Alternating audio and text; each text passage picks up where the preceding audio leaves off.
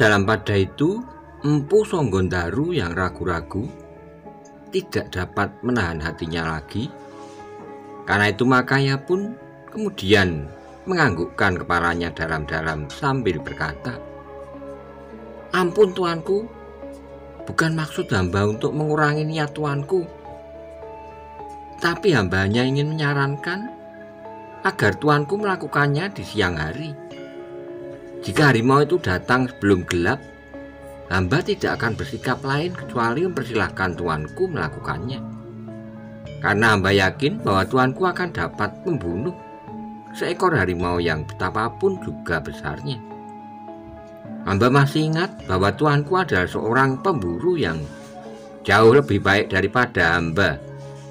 Namun barangkali ketuaan hambalah yang menyebabkan pengalaman hamba menjadi lebih banyak dari tuanku." Ia berhenti jenak lalu.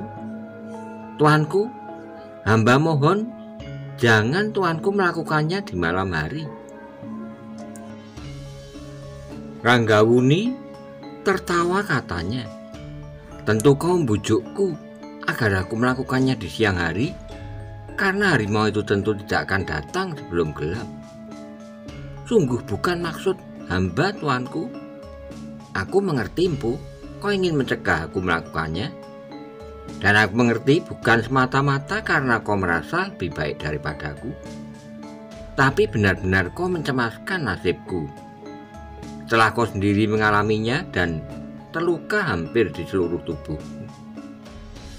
Empu Songgondaru menarik napas dalam-dalam. Ia benar-benar tidak dapat mengelak lagi, agar dia tidak benar-benar tuduh merendahkan anak muda yang sedang berada di puncak pemerintahan Singosari itu.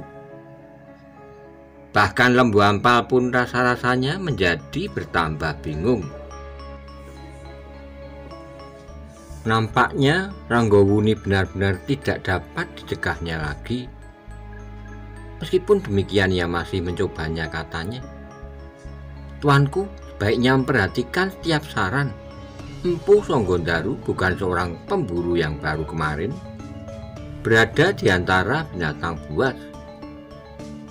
Ia mengenal sifat dan watak binatang di siang hari dan di malam hari. Tuanku, ada beberapa perbedaan di antara kehidupan seekor binatang dengan kehidupan kita. Apalagi kelengkapan jasmania seekor harimau jauh berbeda dengan kelengkapan jasmaniah manusia. Di malam hari mata seekor harimau seolah-olah menjadi lebih tajam, sedang penglihatan kita di malam hari menjadi sangat terbatas." Ranggawuni masih saja tertawa, katanya, "Terima kasih, Paman. Aku tidak melihat kesempatan yang serupa.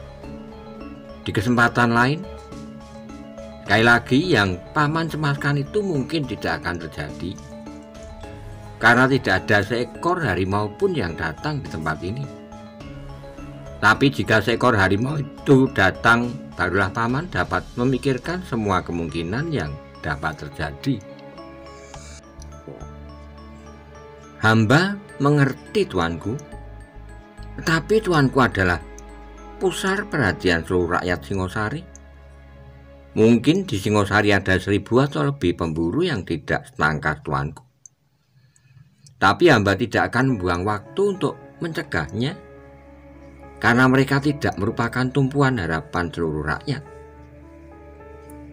Ranggawuni berpikir sejenak, namun kemudian jawabnya, "Apakah Paman sudah memastikan bahwa aku akan dapat dibunuh oleh harimau itu?" Pertanyaan itu benar-benar telah mengejutkan Lembu Ampal, sehingga ia termangu-mangu sejenak. Namun kemudian jawabannya terbata-bata, "Tentu tidak, tuanku. Tentu bukan itulah yang hamba maksudkan. Tetapi..." Ranggawuni tertawa lagi sambil berkata, "Teruskan, Paman, atau barangkali aku dapat meneruskannya. Bukankah Paman ingin mengatakan bahwa kemungkinan itu ada?"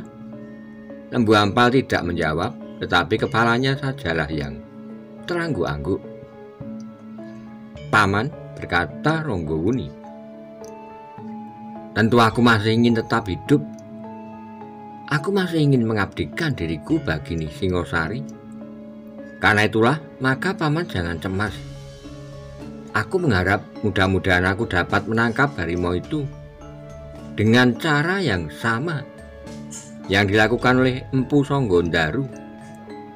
Oh, anak keras kepala, geram Lembu Ampal di dalam hati.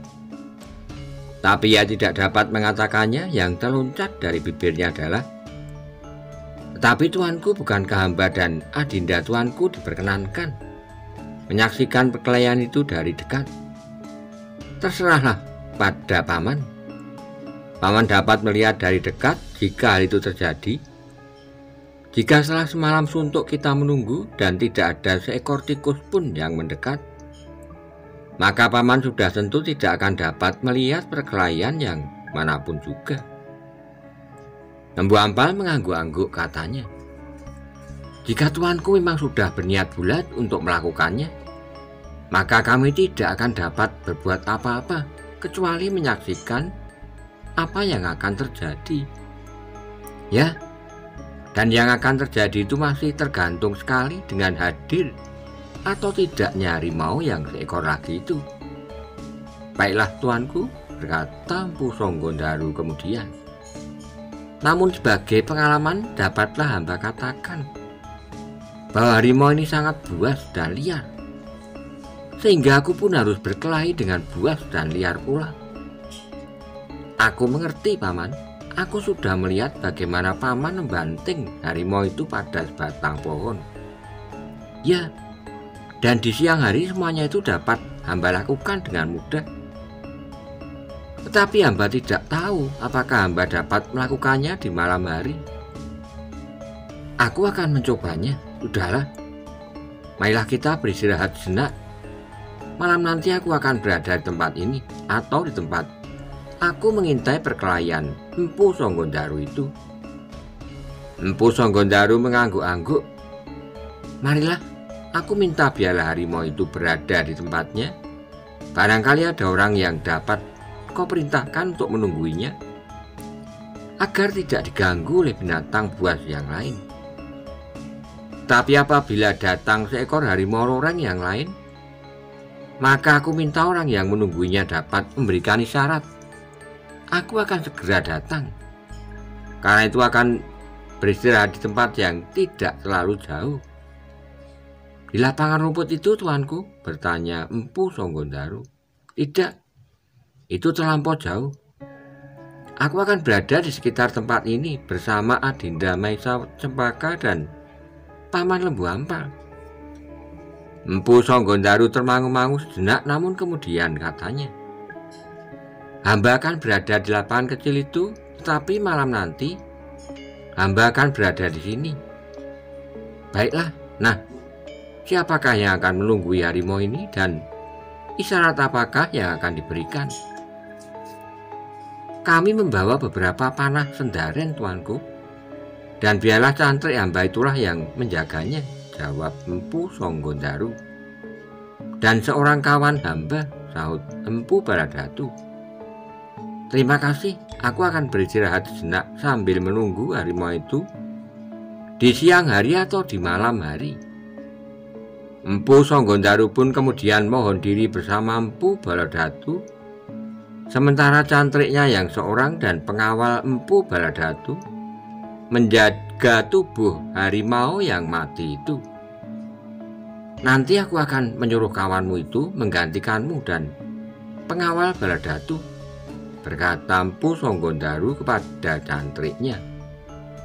Cantrik itu mengangguk-angguk. Sebenarnya ia segan sekali untuk duduk menunggui harimau mati itu.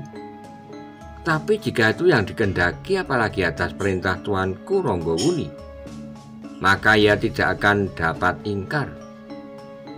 Dalam pada itu ternyata Ronggowuni dan Maisa Cempaka berada tidak jauh dari tempat itu bersama Lembu Ampal. Untuk mengisi waktu, maka mereka telah menangkap beberapa ekor burung yang akan dapat mereka pergunakan untuk makan mereka sehari itu. Demikian pula Empu Songgondaru, karena bekal yang dibawanya lah untuk hari itu Maka ia pun berusaha untuk menangkap beberapa jenis binatang buruan kecil yang dapat dipergunakannya untuk makan mereka selama mereka belum mendapatkan binatang buruan yang cukup besar. Sasaran yang paling mudah bagi mereka adalah burung-burung yang berterbangan di pepohonan. Burung yang cukup besar dan banyak. Baik Empu Sanggondaru maupun Ranggawuni dan Maesa Cempaka adalah pembidik-pembidik yang baik, sehingga setiap kali panah mereka tentu mengenai sasarannya. Dalam pada itu, perhatian Empu Baladatu ternyata tertuju kepada Ranggawuni dan Maesa Cempaka. Ia sebenarnya menjadi kagum terhadap kedua anak-anak muda itu. Agaknya mereka benar-benar dua orang anak muda yang memiliki kepercayaan pada diri sendiri dan kemampuan yang dapat dibanggakan. Meskipun nampaknya keduanya cukup rendah hati, sedangkan pengawalnya yang seorang itu pun agaknya seorang yang benar-benar telah masak dalam olah kanuragan. Singosari memiliki kekuatan yang besar sekali, berkata Empu Baladatu di dalam hatinya. Tetapi jika puncak kekuasaannya dapat dilenyapkan, maka tentu akan terjadi kelumpuhan pada pemimpin-pemimpin yang lain. Memang kadang-kadang terbersit keinginan Empu Baladatu untuk menangkap dan menguasai kedua anak muda itu.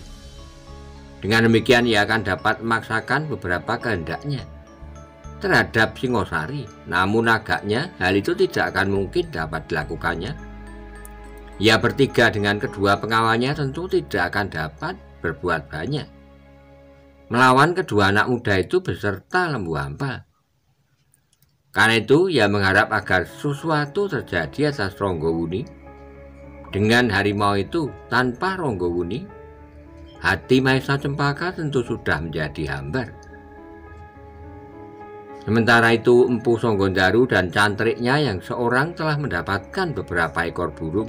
Dengan demikian, maka mereka pun kemudian menjadi sibuk. Empu Baladatu dan seorang pengawalnya pun ikut pula membantu mencabuti bulu burung itu dan kemudian menyalakan api untuk memanggangnya.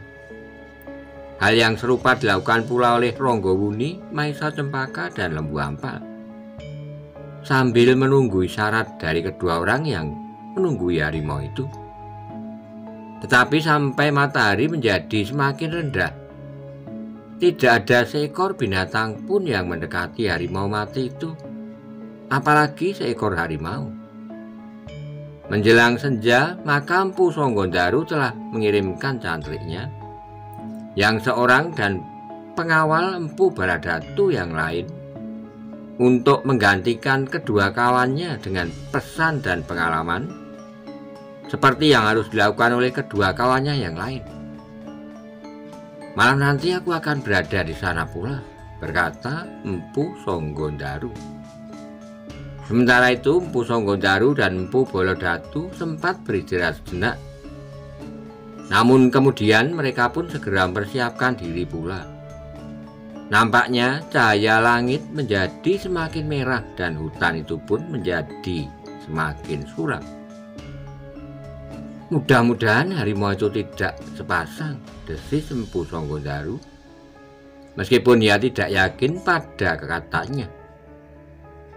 Empu Baladatu itu sama sekali tidak menjawab, apalagi ia justru mengharap harimau itu sepasang dan yang seekor akan datang di malam hari mendekati betinanya yang telah terbunuh. Ketika gelap mulai turun, Empu Sanggondaru pun memberikan beberapa pesan kepada cantrik dan pengawal Empu Baladatu yang harus menunggui kuda-kuda mereka. Meskipun tempat itu merupakan tempat yang terbuka, sehingga jarang sekali didatangi oleh binatang buas yang besar, namun mereka harus tetap berhati-hati. Bukan saja terhadap binatang-binatang buas, tetapi berhati-hati pula lah terhadap ular-ular berbisa, pesan Empu Sanggondaru. Demikianlah maka Empu Sanggondaru dan Empu Baladatu segera menuju ke daerah perburuan yang mendebarkan itu. Di tempat yang ditentukan, mereka menunggu sejenak kedatangan Ronggowuni dan Maisa Cempaka. Ternyata keduanya bersama Lembu Ampal pun segera datang pula. Agaknya Ronggowuni benar-benar akan melakukan niatnya menangkap harimau jantan yang mungkin akan datang itu tanpa melukainya. Tapi tuanku, berkata Empu Sanggondaru kemudian, di samping segala pertimbangan yang telah tuanku dengar, apakah tuanku tidak mempertimbangkan pula jejak kaki kuda yang kita lihat sekitar tempat ini? Ronggowuni mengerutkan keningnya. Seperti Empu Sanggondaru dan kawan-kawannya, Ronggowuni pun sudah mengetahui sejak kaki-kaki kuda itu. Tetapi seperti Empu Sanggondaru pula, mereka sama sekali tidak mengetahui siapakah yang telah mendahului mereka berburu di hutan itu. Kenapa kita harus memperhitungkan mereka? Bertanya Ronggowuni. Jika mereka mempunyai maksud-maksud tertentu. Ronggowuni tertawa. Katanya, hutan ini adalah hutan yang terbuka. Tentu siapapun boleh berburu di sini. Dan orang-orang itu tentu pemburu-pemburu seperti kita. Mungkin mereka baru pertama kalinya berburu di hutan ini, tapi mungkin pula sudah berapa kali. Tapi kita tidak pernah berada dalam masa perburuan yang sama. Empu Sanggondaru mengangguk-angguk. Agaknya Ronggowuni benar-benar tidak dapat dicegah lagi dengan cara apapun. Ronggowuni tertawa, katanya, hutan ini adalah hutan yang terbuka. Tentu siapapun boleh berburu di sini, dan orang-orang itu tentu pemburu-pemburu seperti kita. Mungkin mereka baru pertama kalinya berburu di hutan ini, tapi mungkin pula sudah beberapa kali, tetapi kita tidak pernah berada dalam masa perburuan yang sama. Empu Sanggondaru mengangguk-angguk. Agaknya Ronggowuni benar-benar tidak dapat dicegah lagi dengan cara apapun juga. Karena itulah, maka harapan satu-satunya bagi Empu Sanggondaru adalah bahwa tidak ada seekor harimau pun yang akan datang ke tempat itu.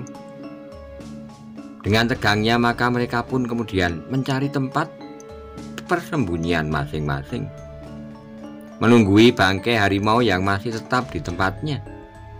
Mereka telah bersiap-siap mengusir binatang-binatang lain yang mendekatinya selain seekor harimau loreng pula. Untuk beberapa lama mereka duduk diam sambil berangan-angan. Sementara itu suara malam di dalam hutan yang lebat itu menjadi semakin riuh. Suara belalang, jengkerik, dan burung-burung malam bersaut-sautan tidak hentinya. Sekali terdengar gonggong anjing hutan dan keluh burung hantu. Namun kemudian lamat-lamat terdengar aum seekor harimau. Mereka yang duduk mengintai bangkai harimau itu menjadi semakin tegang, malah merasa-rasanya bertambah panjang dan kelam. Ketika mereka menengadahkan wajah mereka, tatapan mata mereka sama sekali tidak menembus rimbunnya dedaunan, sehingga hampir tidak sebuah bintang pun yang nampak. Malam yang kelam, desis Empu Sanggondaru di hatinya. Apakah dalam kegelapan semacam ini Tuanku Ronggowuni akan bertempur melawan seekor harimau sebesar dan segarang harimau yang terbunuh itu? Ada semacam penyesalan yang melonjak di hatinya. Tapi justru karena Empu Sanggondaru sama sekali tidak mengira bahwa Ronggowuni dan Maisa Cempaka hadir di tempat itu, maka ia telah membunuh harimau itu dengan caranya. Tapi agaknya ia pun akan mempertimbangkan 3-4 kali lagi untuk melakukannya di gelapnya malam seperti malam itu. Sejenak mereka masih menunggu. Di siang hari mereka kadang-kadang mendapatkan pertanda bahwa seekor harimau berada di dekat mereka. Jika di udara tidak ada burung yang berterbangan, dan tidak ada seekor kera pun yang nampak di pepohonan. Maka seseorang harus berhati-hati. Jika tidak seekor harimau, maka yang ada di sekitar tempat itu adalah seekor ular yang besar. Tapi di malam hari mereka tidak melihat pertanda itu, di mana burung-burung dan kera sudah berada di sarang masing-masing. Namun dalam pada itu, selagi mereka berangan-angan, rasa-rasanya angin bertiup semakin dingin, sesuatu yang tidak mereka ketahui sebabnya. Serasa telah meraba bulu tengkuk. Tapi agaknya Ronggowuni dapat menangkap firasat itu. Bahkan ia telah mengambil suatu kepastian bahwa seekor harimau sedang mendekati bangkai harimau di pinggir gelombang itu. Sejenak kemudian maka mereka yang berada di sekitar hutan itu pun menjadi berdebar-debar, seperti firasat yang telah menyentuh perasaan Ronggowuni. Sebenarnya lah seekor harimau dengan ragu-ragu sedang mendekati bangkai harimau yang sengaja dibiarkan di tempatnya.